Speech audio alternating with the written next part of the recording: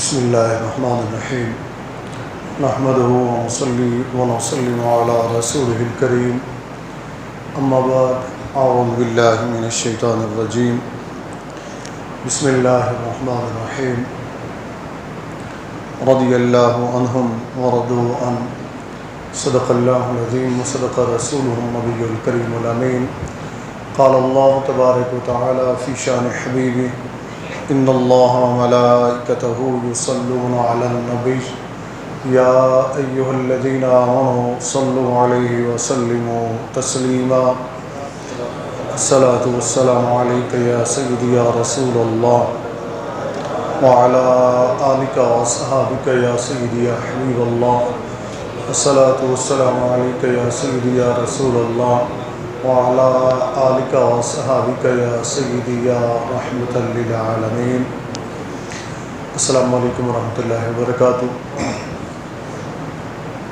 اللہ رب العزت کے فضل و کرم، اس کی توفیق، اس کی عنایت، اس کی رحمت سے ہم رمضان المبارک کے چوتھے جمعۃ المبارک میں اپنے رب کی بارگاہ میں حاضر ہیں۔ دعا ہے کہ اللہ جل مجدہ ہم سب کی حاضری کو اپنی بارگاہ میں منظور و مقبول فرمائے۔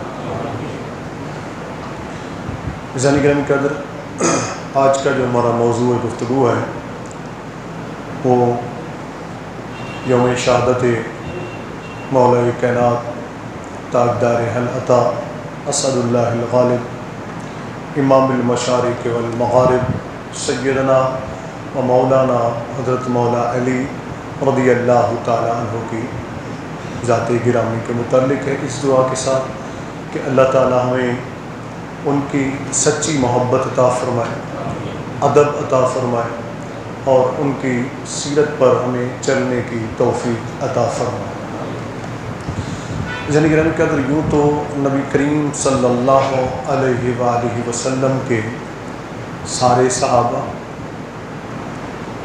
سارے اہل بیت اطہار رضوان اللہ تعالی علیہم اجمعین چمکتے ہوئے ستارے بھی ہیں، ہدایت کے ستارے بھی ہیں، اور ان سب کی محبت اہل اسلام پر لازم ہے، یعنی جملہ صحابہ کرام، جملہ اہل بیت اطہار رضوان اللہ تعالی علیہم اجمعین کا احترام، ادب ہم سب پر جو کلمہ پڑھتے ہیں ان پر لازم ہے، اور سب کی شانیں، سب کی فضیلتیں، سب کے مقام و مرتبہ اپنی اپنی جگہ پر مسلمہ بھی ہیں، اور ہم سب کو اسے تسلیم بھی کرنا چاہیے، اس لیے کہ یہ وہ گروہ ہے جس کے متعلق قرآن کریم میں رب تبارک و تعالیٰ نے ارشاد فرما دیا رضی اللہ عنہم ورضوا عنہ، یہ وہ لوگ ہیں جن سے اللہ راضی ہے اور یہ اللہ سے راضی ہیں۔ یہ سب سعادتیں انہیں نبی کریم صلی اللہ علیہ وآلہ وسلم کی نسبت کے صدقے حاصل ہوئی۔ اور شروع میں یہ بات بھی ذہن میں رکھ لیں، میں اکثر کہا کرتا ہوں کہ بہت زیادہ غلط فہمیاں پھیلائی جاتی ہیں کہ جب صحابہ کا ذکر ہو تو کہتے ہیں جی اہل بیت کا ذکر کیوں نہیں کرتے ہو، اہل بیت کا ذکر ہو تو پھر کہتے ہیں جی صحابہ کا ذکر کیوں نہیں کرتے ہو، یعنی ہمیں گروہوں میں بانٹنے کی کوشش کی جا رہی ہے۔ یہ بات یاد رکھیں، جب بھی شرف صحابیت کا بیان ہوگا، یعنی نبی کریم صلی اللہ علیہ وسلم کی صحبت میں رہ کر جس نے ایمان قبول کیا، آقا علیہ الصلاۃ والسلام کو حالت ایمان میں دیکھا اور حالت ایمان میں ہی اس کا انتقال ہوا، تو وہ صحابی ہے۔ کیا ہے؟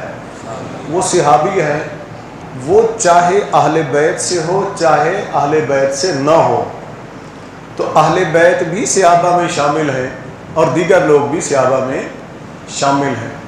یہ کہنا ہی غلط ہے کہ جناب یہ الگ الگ ہیں۔ کیا حضرت علی رضی اللہ تعالیٰ عنہ صحابی نہیں ہیں؟ بولے اونچی بولے نا، ماشاءاللہ مسجد بھری ہوئی ہے تو آواز تو اتنا آنی چاہیے نا۔ حضرت علی صحابی ہیں کہ نہیں ہیں؟ سیدہ فاطمہ الزہرا رضی اللہ تعالیٰ عنہ صحابیہ ہے کہ نہیں؟ امام حسن اور امام حسین رضی اللہ تعالیٰ عنہ صحابی ہیں کہ نہیں؟ جب وہ صحابی ہیں تو جب صحابی کی شان بیان ہوگی تو ان کی بھی شان بیان ہوگی، اس فضیلت میں، اس شان میں یہ سب شامل ہوں گے، ٹھیک ہے نا جی؟ یہ نہیں کہنا چاہیے کہ جی صحابہ کا ذکر تو ہوتا ہے، اہل بیت کا ذکر نہیں ہوتا۔ ارے بھائی، صحابی کی جب شان بیان ہوگی تو سارے اہل بیت کی بھی ساتھ ہی شان بیان ہوتی ہے۔ ہاں، اب میں نے شروع میں یہ عرض کر دیا کہ ہمارے لیے سارے کے سارے قابل احترام ہیں۔ کسی بھی صحابی یا اہل بیت کے فرد رضی اللہ تعالی عنہم، ان کی توہین، بے ادبی کا اہل سنت و جماعت سوچ بھی نہیں سکتے، ٹھیک ہے نا جی؟ یہ ذہنوں میں بٹھا لیں۔ یہ شروع میں اسی لیے یہ آرام سے یہ ساری باتیں سمجھاتا ہوں دوستوں کو، کیونکہ جس دور سے ہم گزر رہے ہیں، کچھ تو ہمیں جاہل مولویوں نے مار دیا، ٹھیک ہے نا، ناراض نہ ہوئیے گا، کچھ جاہل مولویوں نے ہمیں مار دیا، برباد کر دیا، اور کچھ جاہل پیروں نے ہمیں برباد کر دیا، جنہیں تمیز نہیں، جنہیں شعور نہیں کہ ہم قوم کو کس طرف لے جا رہے ہیں۔ کچھ کو صحابہ کی توہین پر لگا دیا گیا، کچھ کو اہل بیت کی توہین پر لگا دیا گیا۔ یہ کون سا طریقہ کار ہے؟ میرے بھائی، قوم کو سمجھائیے۔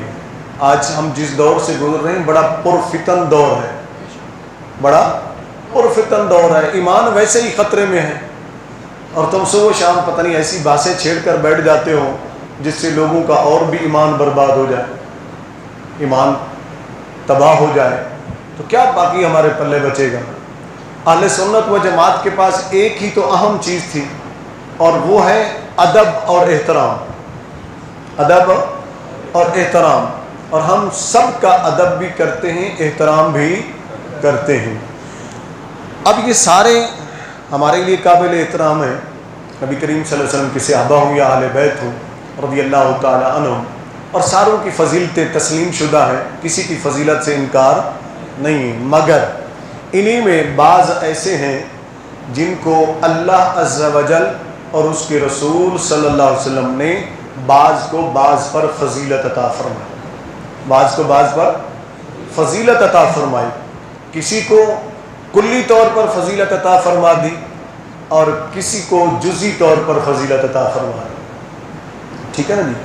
کچھ کے فضائل ایسے ہیں جو کلی طور پر اس کو حاصل ہے، اس کے مقابلے میں کوئی اور نہیں آ سکتا، اور کچھ وہ ہیں جن کے کچھ فضائل ایسے ہیں کہ ان کے مقابلے میں کوئی اور نہیں آ سکتا، کوئی اور نہیں آ سکتا۔ مثال کے طور پر میں آپ کو سمجھاتا ہوں تاکہ بات آسانی سے سمجھ میں آئے۔ نبی کریم صلی اللہ علیہ وسلم نے ارشاد فرمایا کہ روئے زمین پر کوئی ایسا شخص نہیں گزرا جس پر سورج طلوع ہوا ہو اور وہ ابو بکر سے افضل ہو رضی اللہ تعالیٰ۔ یہاں نبی کریم صلی اللہ علیہ وسلم نے مطلقاً فرما دیا کہ میرے ابو بکر سے کوئی بھی افضل، ابو بکر سے کوئی بھی افضل نہیں ہے رضی اللہ تعالیٰ۔ اب دوسری طرف آئیے، نبی کریم صلی اللہ علیہ وآلہ وسلم نے مولا کائنات، جن کا آج ہم نے ذکر کرنا ہے، مولا کائنات حضرت علی رضی اللہ تعالی عنہ کے متعلق ارشاد فرمایا، یا علی انت منی و انا منکا، اے علی تو مجھ سے ہے میں تجھ سے ہوں، اے علی تو مجھ سے ہے میں تجھ سے ہوں۔ دوسری روایت میں ہے لحمک لحمی دمک دمی، اے علی تیرا گوشت میرا گوشت ہے، تیرا خون میرا خون ہے۔ تیسری روایت کے اندر نبی کریم صلی اللہ علیہ وسلم نے ارشاد فرمایا، ہر نبی کا صلب اس کی پشت سے چلے گا، اور میرا صلب یعنی نسل، میری نسل جو ہے وہ علی کی پشت سے چلے گی۔ یہ نبی کریم صلی اللہ علیہ وسلم نے خصوصیت عطا فرمائی حضرت علی رضی اللہ تعالیٰ عنہ کو۔ اب یہ جو حضرت علی کی فضیلت ہے، اس کے مقابلے میں کوئی بھی نہیں آ سکتا، کوئی بھی نہیں آ سکتا ہے۔ پھر آگے چلیں، روئے زمین پر ایک ہی شخصیت ایسی ہے، توجہ سے سنیے گا، یہ بڑی اہم باتیں ہیں، ابتدا میں سمجھ لیں۔ روئے زمین پر ایک ہی شخصیت ایسی ہے جس کے نکاح میں کسی نبی کی دو بیٹیاں آئیں، کسی نبی کی دو بیٹیاں ہیں، اور وہ نبی بھی جو امام الانبیاء ہیں، جو سید المرسلین ہیں، امام المرسلین ہیں، یعنی جناب محمد مصطفیٰ صلی اللہ علیہ وآلہ وسلم، اور ان کے وہ داماد جن کے نکاح میں نبی کریم صلی اللہ علیہ وسلم کی دو بیٹیاں ہیں، وہ ہیں حضرت عثمان ذی النورین رضی اللہ تعالی عنہ۔ اب عثمان غنی رضی اللہ تعالیٰ کی اس فضیلت کے مقابلے میں دنیا ایڑی چوٹی کا زور لگا دے تو عثمان کا مقابلہ نہیں ہو سکتا۔ عثمان کا مقابلہ، اونچی جو بولے نا، عثمان کا مقابلہ نہیں ہو سکتا، اس لیے کہ ان کے نکاح میں نبی کی دو بیٹیاں آئی ہیں، نبی کی دو بیٹیاں آئی ہیں، اور پھر مولا کائنات حضرت علی کرم اللہ وجہہ، ان کا تو کیا کہنا، ان کی شانیں ہی الگ تھلگ ہیں۔ لیکن ہم یہاں میں صرف اتنا عرض کر دوں، جو اجماعی عقیدہ ہے نا اہل سنت کا، اس پر قائم رہیں، اور آپس میں بیٹھ کر کبھی بھی ایسی بحث نہ کیا کریں جس میں کسی بھی لمحے، کسی بھی پل کوئی آپ کی زبان سے ایسا جملہ نکل جائے کہ کسی صحابی کی توہین ہو جائے یا کسی اہل بیت کے فرد کی توہین ہو جائے رضی اللہ تعالیٰ عنہ، اس سے ہمارا ایمان برباد ہو جائے گا، ہمارا ایمان ضائع ہو جائے گا۔ اس سے بچا کریں، بحث سے بچا کریں، فضول قسم کی گفتگو نہ کیا کریں۔ حضرت علی کرم اللہ وجہ الکریم، آپ کی شہادت کے متعلق جو دو قول ہیں، میں وہ عرض کرتا ہوں، پھر تفصیل میں آگے عرض کرتا ہوں۔ جو ایک قول ہے وہ یہ ہے کہ 21 رمضان مبارک کو آپ کی شہادت ہوئی، اور جس کو صحیح ترین قول کہا گیا وہ ہے 19 رمضان مبارک، یہ میں آگے عرض کر دیتا ہوں۔ تو اسی نسبت سے آج کے جمعۃ المبارک میں نے فیصلہ کیا کہ مولا کائنات حضرت علی کرم اللہ وجہ جیسی شخصیت کا ذکر ہم جمعۃ المبارک میں کریں بجائے فجر کے درس کے، چونکہ اس میں ٹائم کم ہوتا ہے 10 سے 15 منٹ، تو جمعۃ المبارک میں ہم ان پر گفتگو کریں، اپنا نذرانہ عقیدت ان کی بارگاہ میں پیش کریں، تاکہ کل بروز قیامت ہمارے لیے یہ ذکر ذریعہ نجات بن جائے۔ حضرت علی رضی اللہ تعالیٰ عنہ نبی کریم صلی اللہ علیہ وآلہ وسلم کے چچا زاد بھائی ہیں، یعنی حضرت ابو طالب کے بیٹے ہیں۔ حضرت ابو طالب کے 4 بیٹے تھے، ایک طالب، ایک جعفر، ایک عقیل، اور سب سے چھوٹے حضرت علی رضی اللہ تعالی عنہ ہیں، یہ سب سے چھوٹے ہیں۔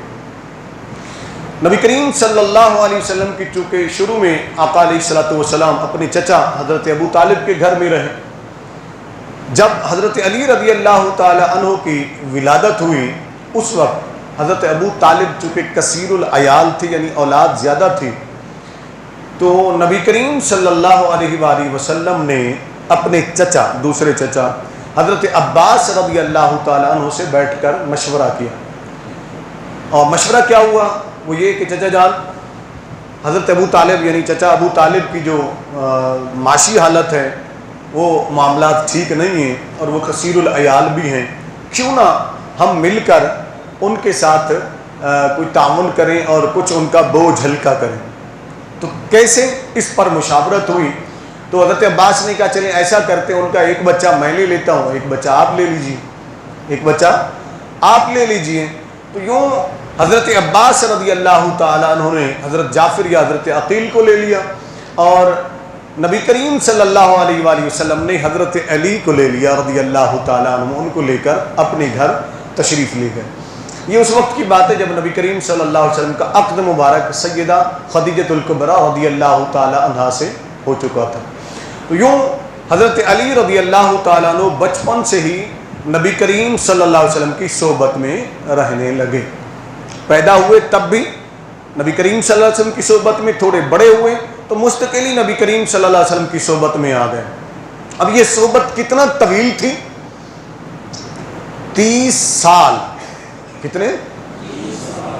30 سال حضرت علی رضی اللہ تعالی عنہ نبی کریم صلی اللہ علیہ وسلم کی صحبت میں رہے، 30 سال تک۔ اب یہ بڑی اہم بات ہے، اس کو ذرا توجہ سے سن لیں، کوئی چھوٹی موٹی بات نہیں ہے۔ 30 سال صحبت کا فائدہ کیا ہوتا ہے؟ مثال کے طور پر اگر آپ دیکھنا چاہیں، مثلا یہ ہمارے سامنے سٹینڈ لگا ہوا ہے، لوہے کا ہے، ٹھیک ہے نا جی، میں اس کو ہاتھ لگاتا ہوں کچھ بھی نہیں ہوتا، لیکن اس کو اگر آپ تھوڑی دیر کے لیے آگ میں ڈال دیں اور اس کے بعد نکال کے لائیں تو میں ہاتھ لگاؤں یا آپ لگائیں تو یہ ہاتھ نہیں لگانے دے گی، اس سے ہیٹ آ رہی ہوگی، حرارت آ رہی ہوگی، آگ کی شدت جو حدت ہے وہ ہمیں محسوس ہوگی، اگر لگائیں گے ہاتھ تو جل جائے گا۔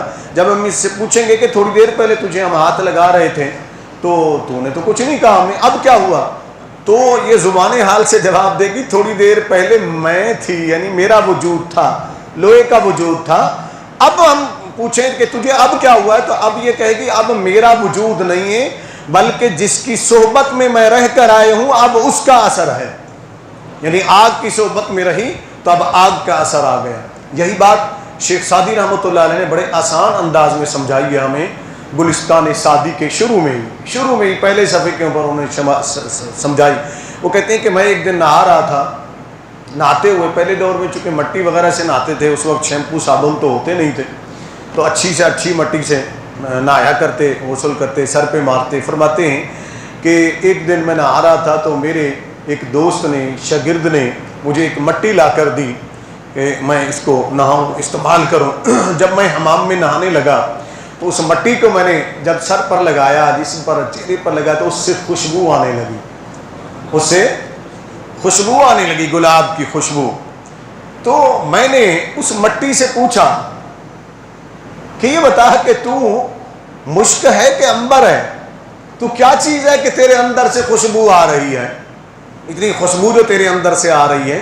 تو فرماتے ہیں مٹی نے مجھے جواب دیا کہ اے سعدی، نہ میں مشک ہوں نہ میں عنبر ہوں، اگر یہ جاننا چاہتے خوشبو کیوں آ رہی تو سنو، میں کچھ دن کے لیے گلاب کی صحبت میں رہی ہوں، گلاب کے پودے کی صحبت میں رہی ہوں، اس کی جڑوں میں، اس کی صحبت میں رہی ہوں، اس کے پھولوں کا اثر مجھ پر ہوا ہے، یہ اس کا اثر ہے۔ در من ہم نشیں اثر کرد، شیخ سعدی لکھتے ہیں کہ اس نے آگے سے مجھے زبان حال سے جواب دیا کہ میرے اندر میرے ہم نشین نے اثر کر دیا ہے، ورنہ میں تو ایک مٹی ہی تھی، میری تو کوئی حیثیت نہیں تھی۔ یعنی ایک مٹی اگر گلاب کی صحبت میں رہے تو اس میں گلاب کی خوشبو آ جائے، اور ایک لوہا اگر آگ کی صحبت میں رہے تو اس میں آگ کا اثر آ جائے، پھر کیا خیال ہے آپ کا اگر علی نبی کی صحبت میں رہے، علی نبی کی صحبت میں رہے وہ بھی 30 سال تک، تو پھر علی میں کوئی اثر نہیں آئے گا؟ کیا لوہا اثر قبول کر سکتا ہے، مٹی اثر قبول کر سکتی ہے، تو علی اثر قبول نہیں کر سکتے ہیں؟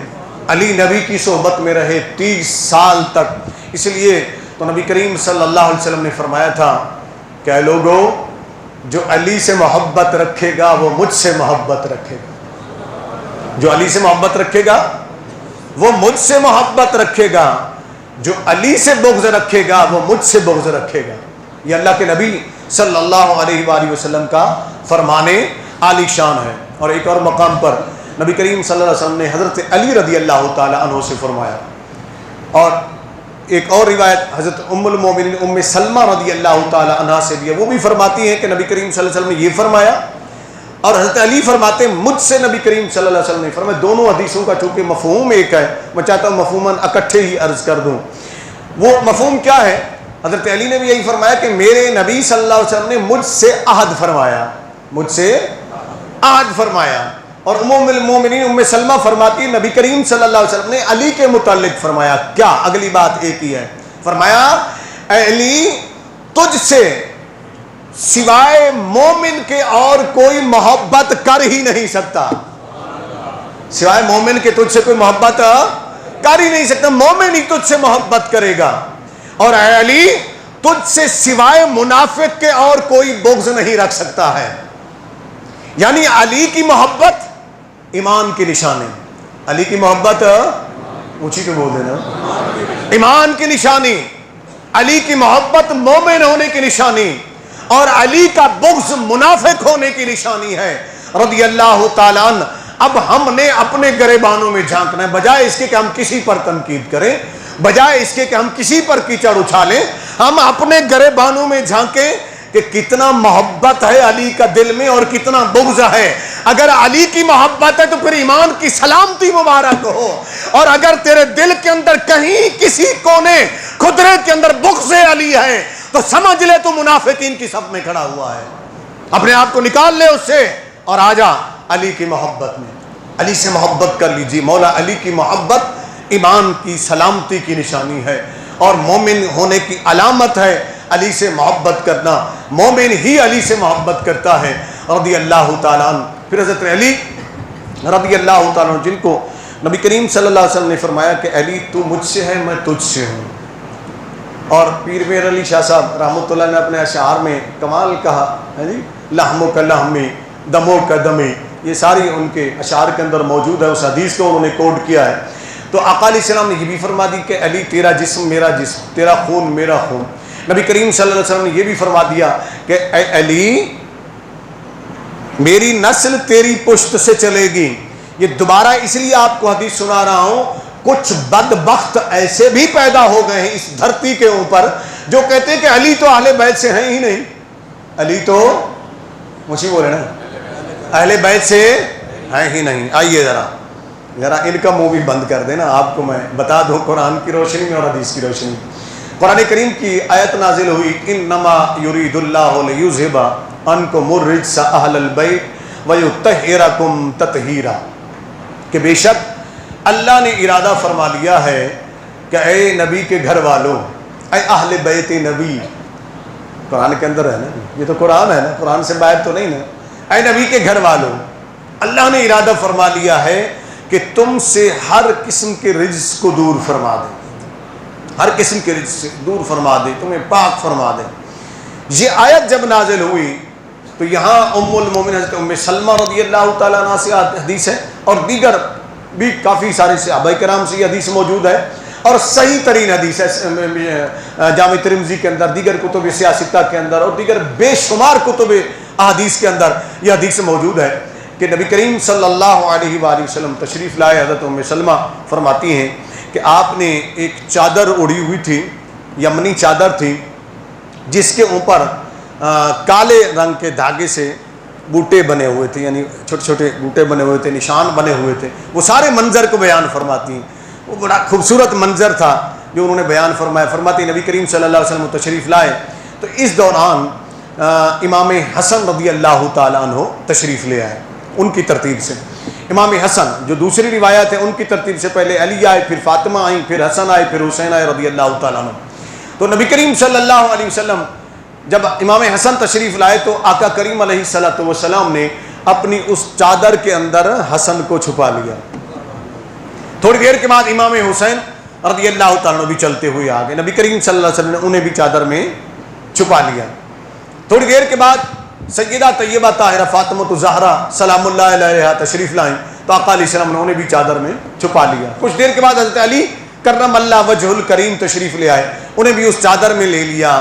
اب یہ صحیح ترین حدیث ہے. کیا ہے؟ صحیح ترین حدیث. مفسرین کرام نے قرآن کی اس آیت کے تحت یہ حدیث ہر مفسر نے لکھی ہے.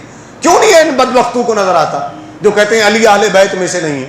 کیوں نظر نہیں آتا انہیں کہ نبی کریم صلی اللہ علیہ وسلم نے فرمایا کہ میری نسل علی کی پشت سے چلے گی؟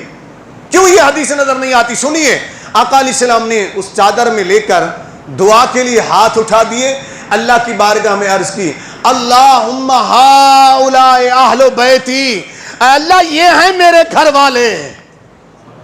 سبحان اللہ تو کہتے ہیں. آپ کے میرے نبی نے یہ دعا کی کہ یا اللہ یہ ہیں میرے گھر والے. کون کون؟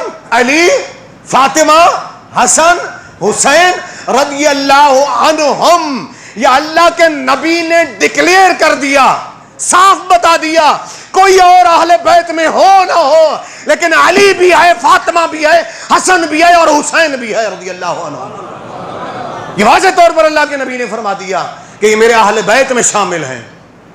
کل کے چھوکرے اٹھ کر بیٹھ جاتے ہیں، یوٹیوب کے اوپر چینل کھول لیتے ہیں، سوشل میڈیا پر بکواسیں کرنے لگ جاتے ہیں، کچھ لکھنے لگ جاتے ہیں، ویڈیو بنا کر وہ علی تجھے اہل بیت میں ہے ہی نہیں. تو کون ہوتا ہے علی کو اہل بیت سے نکالنے والا؟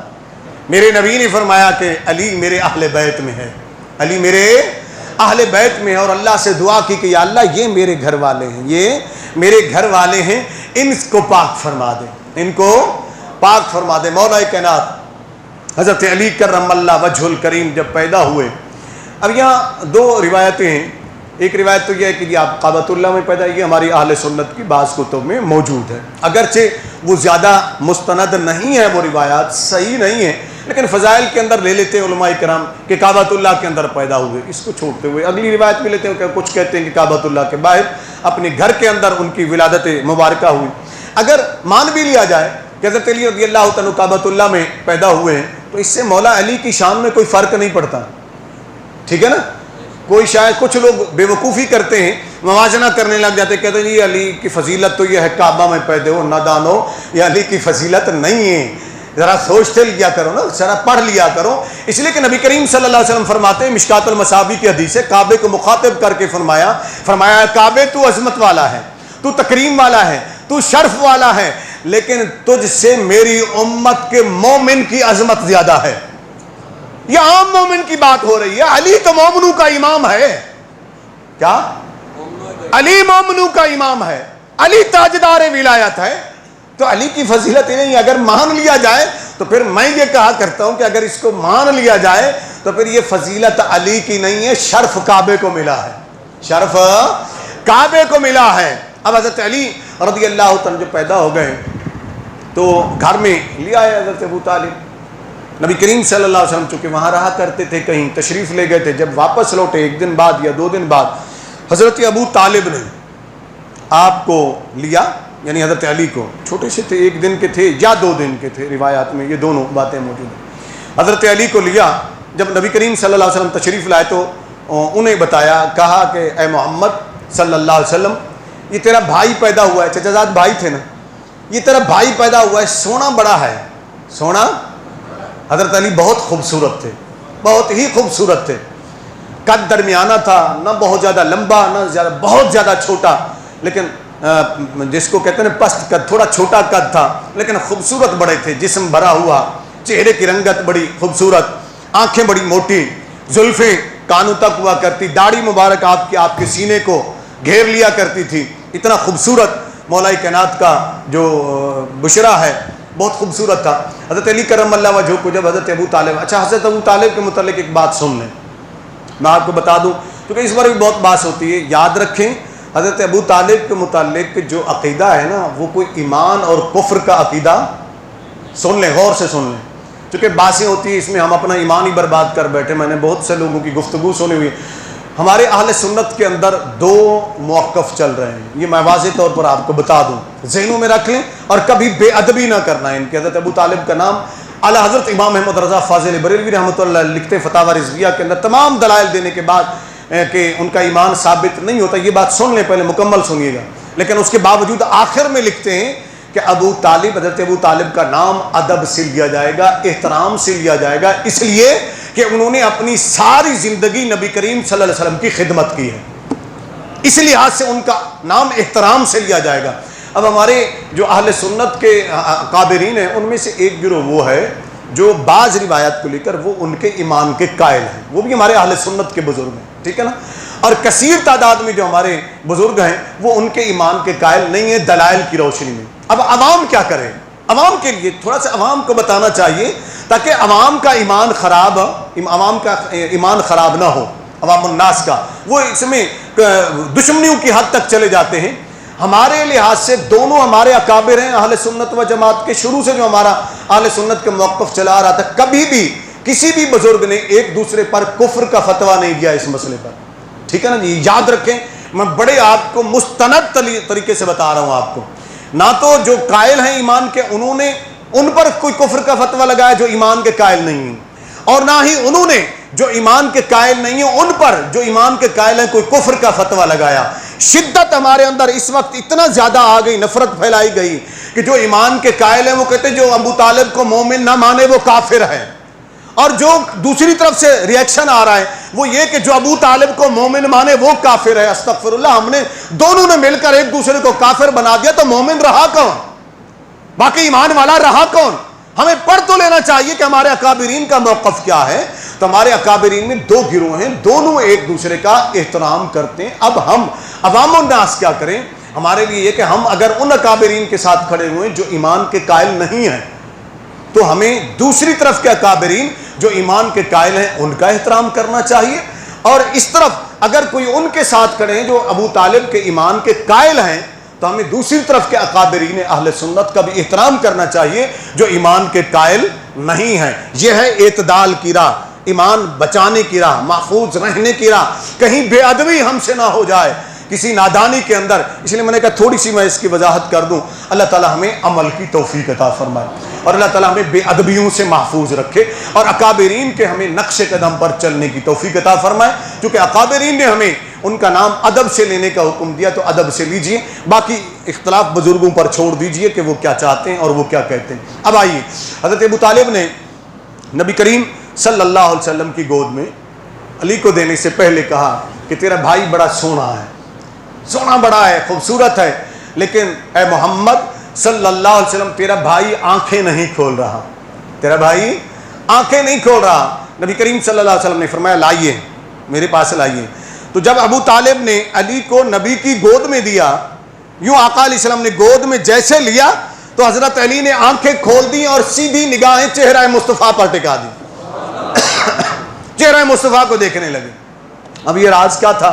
یہ راز کھلا اس وقت جب حضرت مولا علی رضی اللہ عنہ جوان ہو گئے، مدینہ المنورہ میں ہجرت بھی کر دے، ایک دن آقا علیہ السلام کے محفل سجی تھی، ہو سکتا ہے وہاں راز و نیاز کی باتیں ہو رہی ہوں، ہو سکتا ہے وہاں حکمت کی باتیں ہو رہی ہوں، تو نبی کریم صلی اللہ علیہ وسلم نے علی کو بلایا، فرمایا علی ادھر آؤ، صحابہ کے سامنے بیٹھے ہوئے ہیں، فرمایا ادھر آؤ، قریب بلایا، فرمایا علی ایک بات تو بتاؤ، جب تم پیدا ہوئے ماں کی گود میں آئے آنکھیں نہیں کھولی، باپ کی گود میں آئے آنکھیں نہیں کھولی، تو میری گود میں آ کر آنکھیں کیسے کھول دی؟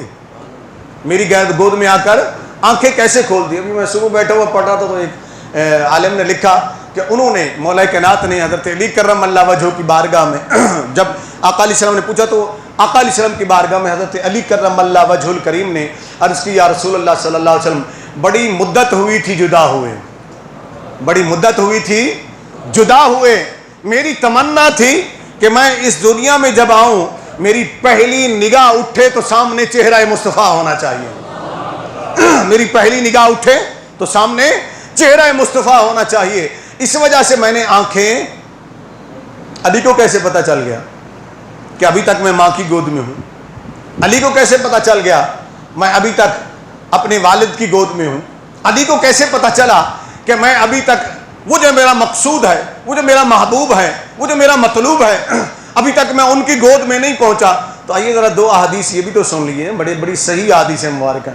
پہلی حدیث انا مدینۃ العلم وعلی بابھا، نبی کریم صلی اللہ علیہ وسلم نے فرمایا، جامع ترمذی کے اندر، دیگر کتب سیاستہ کے اندر بھی اور دیگر بے شمار کتابوں کے اندر یہ حدیث موجود ہے۔ آقا علیہ السلام نے فرمایا میں علم کا شہر ہوں، علی اس کا دروازہ ہے، علی اس کا دروازہ ہے۔ اچھا اس حدیث پر کچھ لوگوں نے اعتراض کیا تو میں نے اس پر تحقیقی ایک مضمون لکھا کہ یہ حدیث صحیح ہے اور 35 سے زیادہ محدثین کرام کے میں نے حوالے دیے اور ان کی مکمل کتابوں کے نام لکھے، سوشل میڈیا پر وہ موجود ہے، اگر گوگل پر آپ جا کر لکھیں کہ انا مدینۃ العلم وعلی بابھا، یہ حدیث صحیح ہے، یہ عنوان ہے، اور آگے ساتھ اردو میں میرا نام لکھ لیں ڈاکٹر فیض احمد چشتی، تو یہ گوگل کے اوپر آپ کے سامنے مضمون مکمل آ جائے گا، آپ اس کو پڑھیے گا تو بہت لطف آئے گا کہ کتنے تحقیق کے ساتھ میں نے یہ ثابت کیا کہ یہ حدیث صحیح ہے، ضعیف بھی نہیں ہے، موضوع تو دور کی بات ہے، ضعیف بھی نہیں ہے، یہ صحیح ترین حدیث ہے کہ کریم آقا علیہ السلام نے فرمایا میں علم کا شہر ہوں، علی اس کا دروازہ ہے۔ اور دوسری روایت انا دار الحکمت وعلی بابھا، انا دار الحکمت وعلی بابھا، میں علم کا گھر ہوں، علی اس کا دروازہ ہے، میں علم کا گھر ہوں، علی اس کا دروازہ ہے۔ اچھا پہلے والی حدیث جو ہے اس کا جو اگلا حصہ ہے نا وہ بھی بڑا مزیدار ہے، وہ بھی تھوڑا سا سن لیں۔ فرمایا آقا کریم علیہ السلام نے فمن اراد العلم فلیأت الباب، کریم آقا علیہ السلام فرماتے ہیں کہ جو شخص چاہتا ہے علم نبوت کو حاصل کرے، توجہ ہے نا، علوم نبوت کو حاصل کرے، اسرار و حکم نبوت کو حاصل کرے، وہ جو علوم میرے پاس ہیں اسے حاصل کرے، فمن اراد العلم فلیأت الباب، تو ایسا کرے پہلے نبوت کے گھر کے دروازے پر آئے، اور وہ دروازہ علی ہے، جب تک علی کے در پر آؤ گے نہیں تمہیں فیضان نبوت ملے گا نہیں، یاد رکھو فیضان نبوت لینا ہے تو علی کے دروازے پر آنا پڑے گا۔ کس کے دروازے پر آنا پڑے گا؟ علی کے دروازے پر آنا پڑے گا۔ عجب تماشا لگا ہوا ہے ہمارے ہاں، علی کی شان بیان کر تو لوگ کہتے ہیں یہ تو شیعہ ہو گیا ہے جی، یہ تو رافضی ہو گیا ہے۔ اگر علی کی محبت کا نام شیعت ہے تو پھر ہم شیعہ ہی صحیح، علی کی محبت کا نام رافضیت ہے تو پھر ہم رافضی ہی صحیح۔ خدا کے بندو، خدا کا خوف کرو، نہ تو صحابہ کی محبت کا نام خارجیت ہے اور نہ ہی اہل بیت کی محبت کا نام رافضیت ہے۔ خارجیت اور رافضیت دو الگ چیزیں ہیں۔ خارجیت اسے کہتے ہیں کہ جو اہل بیت کی گستاخی کرے، اور رافضی اسے کہتے ہیں جو صحابہ کی گستاخی کرے۔ اہل سنت نہ رافضی ہیں نہ خارجی ہیں، ہم صحابہ سے بھی محبت کرتے ہیں، اہل بیت سے بھی محبت کرتے ہیں رضی اللہ تعالی عنہم۔ اس لیے ہمیں اس زمرے میں نہ لایا جائے، اور اہل سنت بھی خیال کریں، ایک دوسرے کے اوپر ایسے فتوے نہ لگائیں جس سے تمہارے مخالف تم سے فائدہ اٹھا لیں اور تمہارے ہی لوگ تم سے ٹوٹ ٹوٹ کر دوسروں کی صفوں میں چلے جائیں۔ اس لیے وہ پیغام دیجئے کہ اہل سنت صحابہ کے بھی غلام ہیں اور اہل سنت اہل بیت کے بھی غلام ہیں رضی اللہ تعالی عنہم۔ تو یوں مولا کائنات حضرت علی کرم اللہ وجہہ کو کیسے پتہ چلا؟ اب ذرا یہاں غور کیجئے، نبی کریم صلی اللہ علیہ وسلم نے فرمایا میں علم کا شہر ہوں، علی اس کا دروازہ ہے، میں حکمت کا گھر ہوں، علی اس کا دروازہ ہے۔ تو علی جب دروازہ ہیں تو علی نے آتے ہی بتا دیا کہ اے لوگو، جب علم کا جو دروازہ ہے اس کی یہ شان ہے کہ وہ آتے ہی پیدا ہوتے ہی جانتا ہے کہ میں کس کی گود میں ہوں، میرے سامنے کون ہے۔ دروازے کا جب یہ عالم ہے تو شہر کا عالم کیا ہوگا؟ جو علوم کا شہر ہے اس کے علم کا عالم کیا ہوگا، اس کی شان کیا ہوگی۔ یوں مولا کائنات نبی کریم صلی اللہ علیہ وسلم کی صحبت میں رہنے لگے۔ آقا علیہ الصلوۃ والسلام نے ان کی پرورش فرمائی، اور بچوں میں سب سے پہلے جامع ترمذی کی حدیث کے مطابق جو سب سے پہلے اسلام لائے وہ حضرت علی کرم اللہ وجہ الکریم ہے۔ 10 سال کی یا 8 اور 10 سال کے درمیان عمر تھی، اکثر نے لکھا کہ 10 سال کے قریب عمر تھی جب حضرت مولا علی رضی اللہ تعالیٰ عنہ نبی کریم صلی اللہ علیہ وسلم پر ایمان لے آئے۔ اب یہاں بھی اس کو بھی جھگڑے کا محاذ بنایا ہوا ہے جی، ابو بکر صدیق، حضرت خدیجہ، حضرت علی، حضرت زید بن حارثہ، یہ 4 شخصیات ہیں۔ اب ہم نے یہاں لوگوں نے جھگڑے کا محاذ، اس پر بڑا مناظرے ہو رہے ہیں جی، بہت مناظرے ہو رہے ہیں جی، کون پہلے ایمان لایا، مناظرہ کریں، چیلنج کرتے ہیں ایک دوسرے کو۔ اور خدا کے بندے، اس بولی بالی میرے نبی کی امت کو بے وقوف تو نہ بناؤ نا، اس کو بھٹکاؤ تو نہیں سنا، اس کو تو نہ لڑاؤ نا، اسے بے ادبیاں ہوتی ہیں۔ بڑا اچھا فیصلہ امام اعظم ابو حنیفہ رضی اللہ تعالیٰ نے کر دیا، 4 حدیثیں میں ملتی ہیں۔ ایک میں ملتا ہے کہ میں ان کا مفہوم بیان کرتا ہوں، ابو بکر صدیق سب سے پہلے اسلام لائے، پڑھیں حدیث کو۔ دوسری میں ہے حضرت خدیجۃ الکبریٰ سب سے پہلے اسلام لائے۔ تیسری میں حدیث ہے حضرت علی کرم اللہ وجہ سب سے پہلے اسلام لائے۔ چوتھی میں حضرت زید بن حارثہ سب سے پہلے اسلام قبول انہوں نے کیا ہے۔ یہ حدیث صحیح ہیں، غلط نہیں، پھر ان میں تطبیق دی جائے گی کہ کیسے یہ صحیح ہوں کہ آپس میں ٹکرائیں نہیں۔ تو امام اعظم رضی اللہ تعالیٰ عنہ سے جب کسی نے پوچھا کہ حضور یہ مختلف حدیث ہیں، ان کے بارے میں کیا فرماتے ہیں آپ، کیا کرنا چاہیے؟ فرمایا اس میں کوئی ٹکراؤ ہے ہی نہیں۔ بڑا آسان سا انہوں نے جواب فرمایا، اس میں کوئی ٹکراؤ تو نہیں ہے۔ فرمایا کہ جو بالغ مرد تھے ان میں سب سے پہلے ابو بکر صدیق اسلام لائے، خواتین میں سب سے پہلے حضرت خدیجہ اسلام لائیں، بچوں میں سب سے پہلے حضرت علی اسلام لائے، اور غلاموں میں حضرت زید بن حارثہ سب سے پہلے اسلام لائے۔ تو یہ 4 اول المسلمین ہیں رضی اللہ تعالیٰ عنہم، تو کہہ دیں رضی اللہ تعالیٰ عنہم۔ تو یہ 4 اول المسلمین ہیں، تو اس پر کیسا جھگڑا، اس پر کیسی بحث؟ حضرت ابو بکر کو بھی فضیلت ہے، حضرت ابو عمر کو بھی فضیلت ہے، حضرت ابو بکر کو، حضرت علی کو، حضرت خدیجہ کو، حضرت زید بن حارثہ رضی اللہ تعالیٰ عنہ، ان کو یہ فضیلت حاصل ہے۔ حضرت علی رضی اللہ تعالیٰ عنہ جو بچوں میں سب سے پہلے اسلام لائے تو اول المسلمین بھی ہیں، اول المصلین، یعنی پہلے نماز پڑھنے والے بھی ہیں، نبی پر پہلے ایمان لانے والے بھی ہیں، نبی صلی اللہ علیہ وسلم کے پہلے صحابی بھی ہیں، اور پھر نبی کریم صلی اللہ علیہ وسلم کی صحبت میں رہے۔ کریم آقا علیہ الصلوۃ والسلام نے اپنے ساتھ رکھا، بالآخر نبی کریم صلی اللہ علیہ وسلم نے اپنی بیٹی سیدہ طیبہ طاہرہ فاطمۃ الزہرا سلام اللہ علیہا کا نکاح آپ سے کر دیا۔ آج کچھ منٹ میں زیادہ لے لوں، ہاں جی، رمضان المبارک کا جمعہ مولا کائنات کا ذکر ہے، تو میں چاہتا ہوں کچھ وقت ہم زیادہ لگا لیں، تو کوئی فرق تو نہیں پڑے گا، سارے بولے نا پیچھے تک، ٹھیک ہے نا؟ تھوڑا سا ہم ذکر کرتے ہیں، پھر اس کے بعد میں آپ کی خدمت میں چند گزارشات کروں گا۔ اب حضرت علی رضی اللہ تعالیٰ عنہ، اب ان کا نکاح کیسے ہوا ہے؟ سیدہ فاطمہ الزہرا سلام اللہ علیہ، بہت سے لوگوں نے نکاح کا پیغام بھیجا، سیدہ فاطمہ زہرا سلام اللہ علیہا کے لیے، لیکن نبی کریم صلی اللہ علیہ وسلم نے کسی کو قبول نہ فرمایا۔ بالآخر آقا علیہ السلام فرماتے ہیں کہ میں نے اللہ کے حکم سے، کس کے حکم سے؟ اللہ کے حکم سے فاطمہ کا نکاح علی سے کر دیا، فاطمہ کا نکاح علی سے کر دیا۔ پتہ چلا حضرت فاطمہ اور حضرت علی رضی اللہ تعالیٰ عنہما کا نکاح اللہ کے حکم سے ہوا ہے، اللہ کے لیکن ہوا کیسے؟ ایک دن مسجد نبوی میں حضرت ابوبکر صدیق، حضرت عمر فاروق، حضرت عثمان غنی رضی اللہ تعالیٰ عنہم و دیگر صحابہ بھی بیٹھے ہوئے تھے، حضرت علی کرم اللہ وجہہ بھی تشریف لے آئے۔ جب یہ بیٹھے تو سیدنا ابوبکر صدیق رضی اللہ تعالیٰ نے حضرت علی سے فرمایا، اے بھائی علی، نبی کریم صلی اللہ علیہ وسلم کی شہزادی جوان ہو گئی ہیں، بہت سے لوگوں نے پیغام دیا، آقا علیہ السلام نے قبول نہیں فرمایا رشتہ، ہم تمہیں مشورہ دیتے ہیں تم جاؤ، تم ان کے چچا زاد بھائی بھی ہو، تو تم جا کر آقا علیہ السلام سے اس رشتے کی طلب کرو، کیونکہ آپ کے والد بھی نہیں تھے، والدہ بھی وصال فرما گئی تھی، تو فرمایا تم جاؤ۔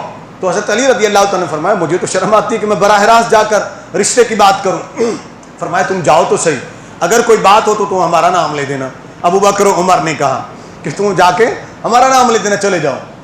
گئے، جب نبی کریم صلی اللہ علیہ وسلم کی بارگاہ میں بیٹھے تو آقا علیہ السلام نے حضرت علی کو دیکھا، تھوڑی دیر بیٹھے رہے، کافی میں نے جو پڑھا ہے کتب کے اندر، کافی دیر بیٹھے رہے، اوپر بھی دیکھتے، پھر منہ کو جھکا لیتے، گردن کو، سر کو جھکا لیتے، کوئی بات نہیں کر پا رہے تھے۔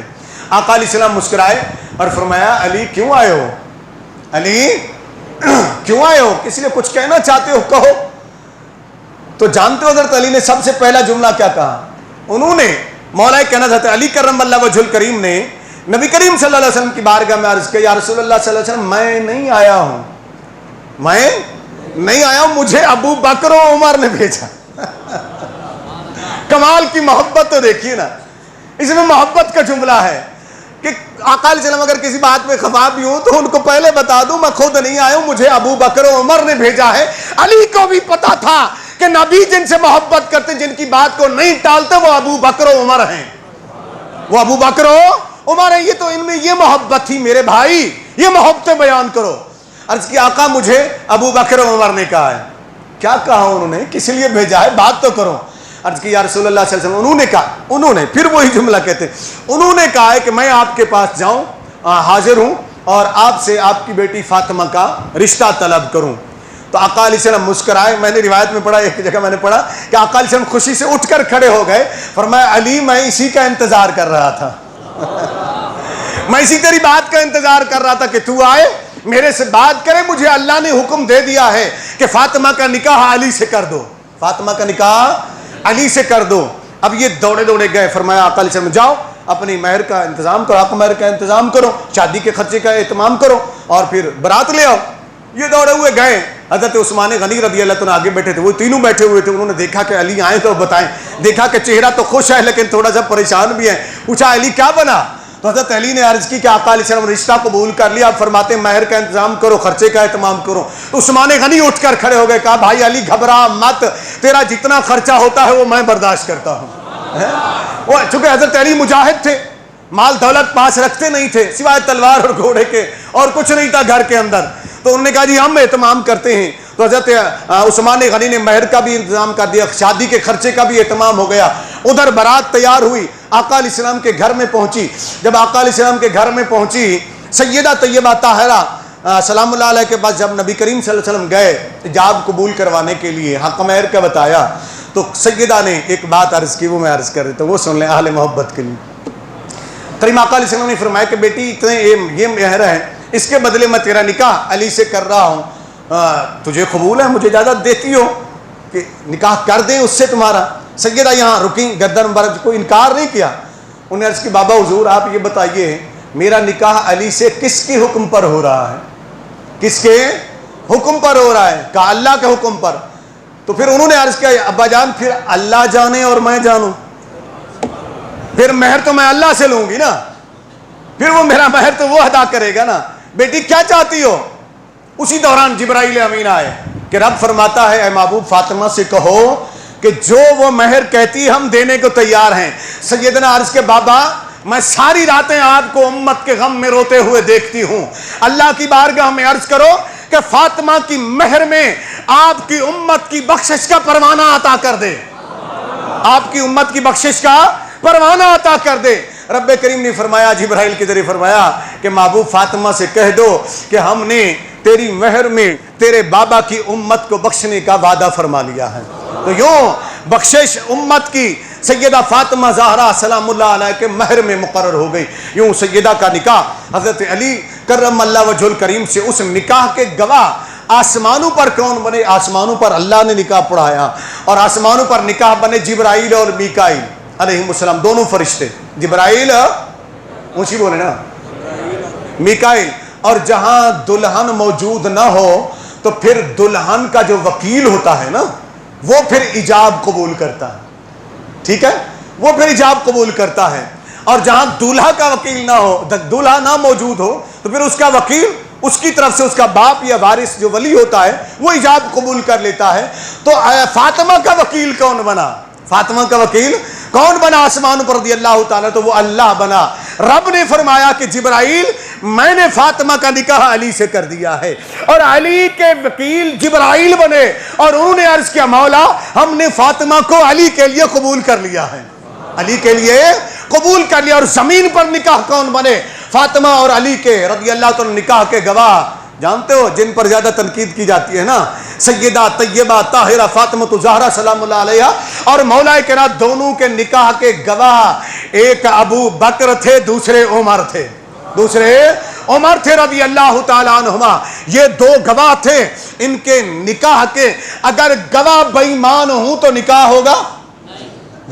کچھ تو خیال کیا کرو نا، پاکوں کا نکاح ہوا ہے تو گواہ بھی تو پاک ہی تھے نا، گواہ بھی تو پاک ہی تھے۔ یوں پھر سیدہ طیبہ طاہرہ کا نکاح ہوا اپنی زندگی گزارنے کی۔ مولا کائنات حضرت علی کرم اللہ وجہہ کی حضرت فاطمہ کی ظاہری زندگی میں آقا علیہ السلام نے منع فرما دیا تھا، اے علی میری بیٹی فاطمہ کے ہوتے تو کسی اور عورت سے نکاح نہیں کر سکتا۔ شرعاً اجازت تھی، لیکن یہ مخصوص اختیار نبی کریم صلی اللہ علیہ وسلم نے استعمال فرمایا اور فرمایا اگر تو میری بیٹی فاطمہ کے ہوتے ہوئے کسی اور سے نکاح کرے گا تو اس کا دل دکھے گا، اس کا دل دکھے گا۔ وہ مولا کائنات حضرت علی کرم اللہ وجہ الکریم، انہوں نے آپ کی حیات میں کوئی دوسری شادی نہیں کی۔ 6 ماہ رسول اللہ صلی اللہ علیہ وسلم کے وصال کے بعد سیدہ ظاہری حیات میں حیات رہیں، اور 6 ماہ کے بعد ان کا بھی وصال مبارک ہو گیا۔ بعد میں حضرت علی کرم اللہ وجہ نے شادیاں کی، اور حضرت علی کرم اللہ وجہ کی زندگی میں سے 1-2 باتیں عرض کر کے پھر اختتام کرتے ہیں، تو موضوع تو بڑا کافی طویل ہے۔ میرا دل چاہتا ہے میں مولا کائنات کا ذکر چھڑا ہے تو میں ذکر کرتا رہوں، آپ عصر تک بیٹھے رہیں گے تو میں ذکر کرتا رہوں گا انشاءاللہ، لیکن ہم نے جمعۃ المبارک بھی پڑھنا ہے۔ تو اب ذرا سنیے مولا کائنات حضرت علی کرم اللہ وجہ، نبی کریم صلی اللہ علیہ وسلم نے ایک مرتبہ مواقعات قائم کی آپس میں نا صحابہ کرام، حضرت علی باقی رہ گئے، ان کو کسی کا بھائی نہیں بنایا، انصار کو مہاجرین کو انصار کا بھائی بنا دیا، جائیدادوں میں شریک کر دیا، سب کو ایک دوسرے کا بھائی بنا دیا۔ حضرت علی رضی اللہ عنہ اکیلے بچ گئے تو مسجد نبوی میں کھڑے ہوئے رو رہے تھے ایک کونے پہ نا، حضرت علی رضی اللہ عنہ کس لیے رو رہے تھے؟ آقا علیہ السلام نے بلا کر پوچھا ذرا غور کیجیے گا، آج وہ مواقعات ہم بھول گئے ہیں، ایک دوسرے سے بھائی والا سلوک ہم نہیں کرتے ہیں۔ اسلام نے اس پر اہمیت دی تھی کہ مسلمان ایک دوسرے کے بھائی ہیں، انما المؤمنون اخوہ، یہ قرآن نے فرمایا کہ مومن ایک دوسرے کے بھائی ہیں، مگر اس اخوت کو ہم بھول چکے۔ ذرا دیکھیے گا علی کیوں روئے، وہ ایک کونے میں کھڑے روتے، نبی کریم صلی اللہ علیہ وسلم نے بلایا، سینے سے لگایا، فرمایا اے علی تو کیوں رو رہا ہے؟ عرض کی یا رسول اللہ صلی اللہ علیہ وآلہ وسلم مجھ سے کوئی غلطی ہو گئی تھی۔ فرمایا علی کیوں؟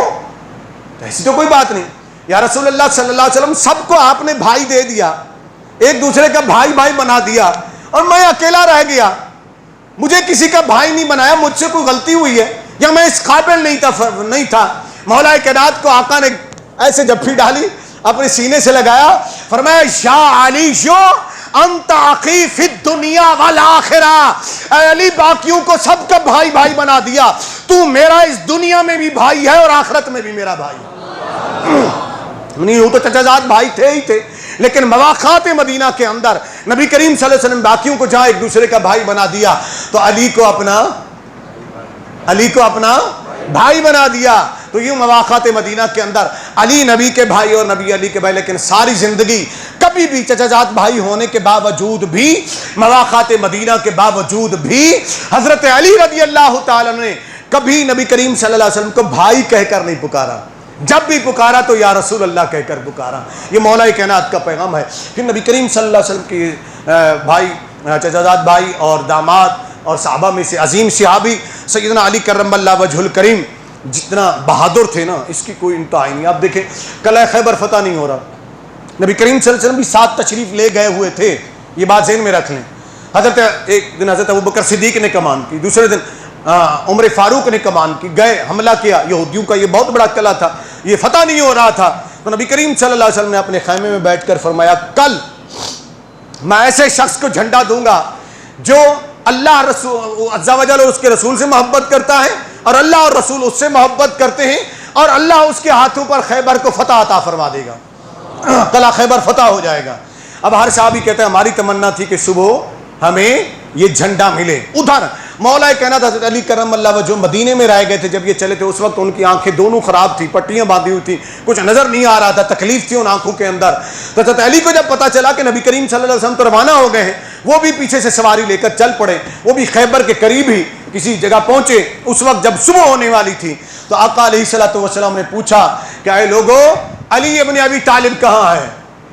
تو صحابہ نے عرض کیا رسول اللہ صلی اللہ علیہ وسلم ان کی تو آنکھیں خراب ہیں, آنکھیں دکھتی, ان کو نظر کچھ نہیں آ رہا, اس وجہ سے وہ نہیں آ پائے. فرمایا جاؤ علی کو بلاؤ.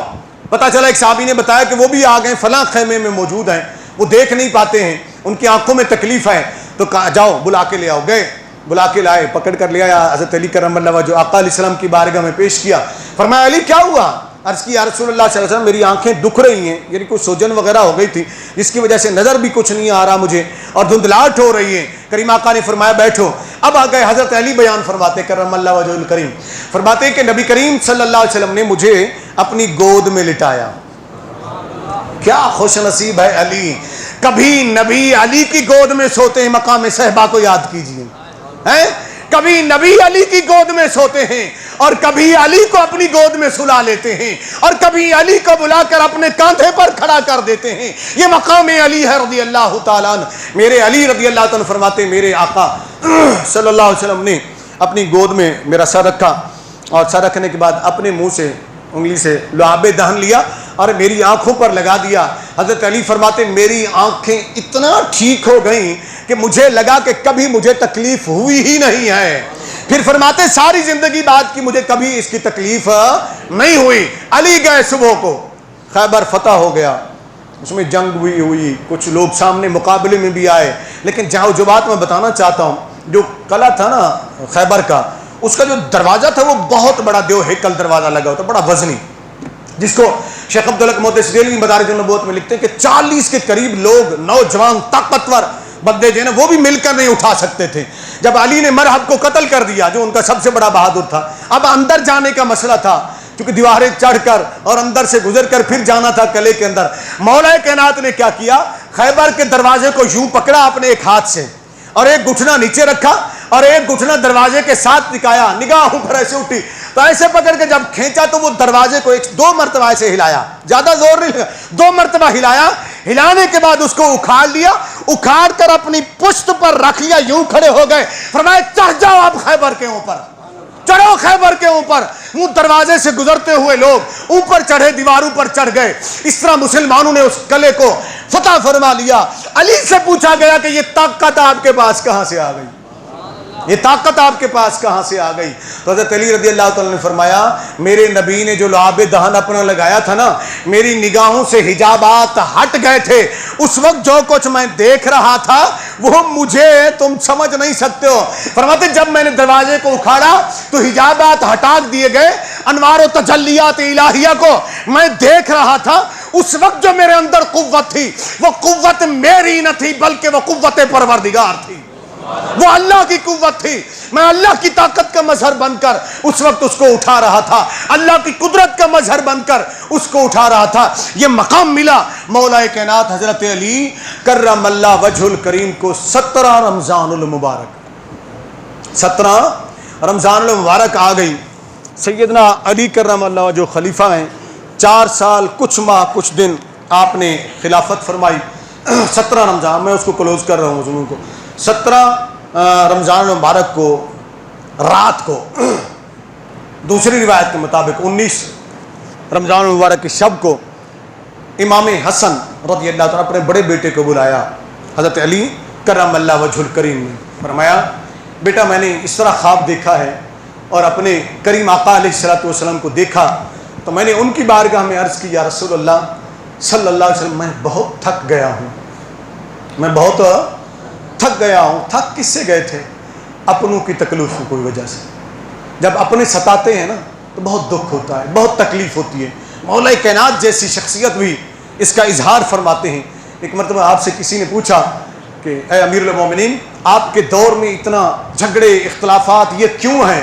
تو حضرت علی رضی اللہ اور خلفائے راشدین سابقہ جو ہیں یعنی ابو بکر عمر عثمان کے دور کے بعد یہ سلسلے زیادہ شروع ہوئے، ابو بکر و عمر کے دور میں ایسا کیوں نہیں تھا؟ تو حضرت علی کرم اللہ وجہہ نے جانتے ہو کیا فرمایا؟ فرمایا اس وقت اس لیے نہیں تھے اتنا زیادہ یہ جھگڑے، یہ فتنے، یہ فساد کہ ان کے مشیر جو تھے نا وہ مجھ جیسے لوگ تھے۔ حضرت علی رضی اللہ تعالیٰ نے فرمایا ان کے مشیر مجھ جیسے لوگ تھے، اور میرے دور میں فتنے اس لیے زیادہ ہیں کہ میرے مشیر تم جیسے لوگ ہیں، میرے مشیر تم جیسے لوگ ہیں۔ تو جیسے لوگ ہوتے ہیں تو وہ فتنہ بپا کرتے ہیں دونوں طرف سے، اور دونوں طرف سے لوگ گھسے ہوئے تھے، امیر معاویہ کی طرف سے بھی علی کی طرف سے بھی رضی اللہ تعالیٰ عنہما فتنے پھیلانے کی کوشش کرتے رہے۔ اور اس دن 3 خارجیوں نے اتفاق کیا، مکے میں بیٹھ کر انہوں نے فیصلہ کیا کہ ایک ہی دن 17 رمضان کو ہم صبح کے ٹائم فجر کے ٹائم علی کو بھی قتل کر دیں گے، امیر معاویہ کو بھی قتل کر دیں گے، اور مصر کے گورنر حاکم عمر بن عاص کو بھی ان رضی اللہ تعالی عنہم ان سب کو ہم بیک وقت فجر کے ٹائم پہ حملہ کریں گے اور ان کو قتل کر دیں گے۔ یہ منصوبہ بنایا انہوں نے۔ البدایہ والنہایہ کے اندر علامہ ابن اسیر نے لکھا امیر معاویہ پر حملہ ہوا لیکن ان کو نیچے جا کر تلوار لگی، وہ سوار سے بچ گئے، اور اسی صبح کو جس صبح حضرت علی کرم اللہ وجہ پر حملہ ہوا اسی پر امیر معاویہ پر بھی حملہ ہوا، اور دوسری طرف عمر بن عاص رضی اللہ تعالیٰ کو مصر کے اندر حملہ کرنے کا پروگرام بنایا گیا۔ اس دن عمر بن عاص رضی اللہ تعالیٰ عنہ جو ہیں وہ بڑے جلیل القدر صحابی ہیں ہمارے نبی صلی اللہ علیہ وسلم کے، وہ بیمار تھے، اس وجہ سے گھر نہ آ سکے، انہوں نے کسی اور کو حکم فرما دیا کہ تم میری جگہ پر نماز پڑھا دینا۔ اس طرح وہ محفوظ رہے، اور ان کی جگہ جو نماز پڑھانے گیا تھا اس کو شہید کر دیا گیا۔ ادھر مولا کائنات حضرت علی کرم اللہ وجہ الکریم جب یہ بتا رہے ہیں امام حسن رضی اللہ تعالیٰ کو، پھر کہتے ہیں کہ میرے نبی نے جب پوچھا کیوں علی، میں نے سارا بتایا تو آقا نے میرے لیے کچھ دعائیں کی، ان دعاؤں کو لے کر صبح جب اٹھے اور بتا دیا تھا حضرت حسن کو کہ کل میری شہادت ہو جائے گی، یہ بتا دیا تھا پہلے سے مولا کائنات حضرت علی کرم اللہ وجہ الکریم میں چلے۔ تو یہاں 2 روایتیں کہ آپ کے اوپر راستے میں چونکہ آپ گزرتے تھے تو لوگوں کو نماز کے لیے اٹھاتے ہوئے جاتے تھے، راستے میں حملہ کیا گیا، اور کچھ روایات کے اندر کتب کے اندر یہ ہے کہ جب آپ مصلی پر کھڑے ہوئے آپ نے اللہ اکبر کی تو عبد الرحمن ابن ملجم ملعون یہ خارجی تھا، یہ چھپا بیٹھا تھا، اس نے راستے میں بھی اگر روایت لیں تو اسی نے حملہ کیا، اور اگر مصلی کی روایت کو لے لیں تو بھی اسی شخص نے ایک ہی نے حملہ کیا۔ اس طرح حضرت علی رضی اللہ عنہ شدید زخمی ہو گئے اور اس کو گرفتار کر لیا گیا، بعد میں اس کو سزا ملی، لیکن مولا کائنات نے فرمایا ابھی اس کو کچھ مت کہنا، اس کو کچھ مت کہنا، بلکہ حضرت علی نے اپنے حکم سے فرمایا جو دودھ تم نے میرے لیے بنایا ہے اسے بھی پلاؤ، یہ حسن اخلاق تھا ان کا، اسے بھی پلاؤ، اگر میں بچ گیا تو پھر میں دیکھوں گا کہ اس کا فیصلہ کیا کرنا ہے، اور اگر میں شہید ہو گیا تو پھر امت پر چھوڑ دینا وہ کیا فیصلہ کرتی ہے اس کے متعلق۔ اب حضرت علی کرم اللہ وجہ 2 دن زخمی رہے، آپ کو جو بھی چیز پلائی جاتی تو زخموں سے، چونکہ اس نے پیٹ میں وار کیے تھے، زخموں سے وہ ساری چیزیں نکل جاتی۔ اس طرح 2 دن کے بعد 21 رمضان المبارک، اور پہلی جو روایت ہے وہ اس کو صحیح ترین کہا گیا علامہ ابن اسیر نے اور علامہ ابن کثیر نے البدایہ والنہایہ اور کامل ابن اسیر کے اندر کہ 19 رمضان المبارک کو حضرت علی کرم اللہ وجہ شہید ہو گئے اور اس دار فانی سے پردہ فرما گئے۔ اللہ کی کروڑوں رحمتیں ہوں ان کی مرکز منورہ پر، بے شمار رحمتیں ہوں، اور ہمارا یہیں سے انہیں سلام عقیدت ہو، اور ہم ان کی بارگاہ میں التجا کریں گے کہ اے مولا کائنات ہم بھی آپ کے محبوں میں ہیں، آپ سے محبت کرنے والوں میں شامل ہیں۔ کل بروز محشر جب آپ نے اپنے محبوں کو جنت میں لے کر چلیں تو ہم فقیروں کو بھی اپنے ساتھ شامل فرما لیجیے۔ سارے اونچی آواز میں کہہ دیں آمین۔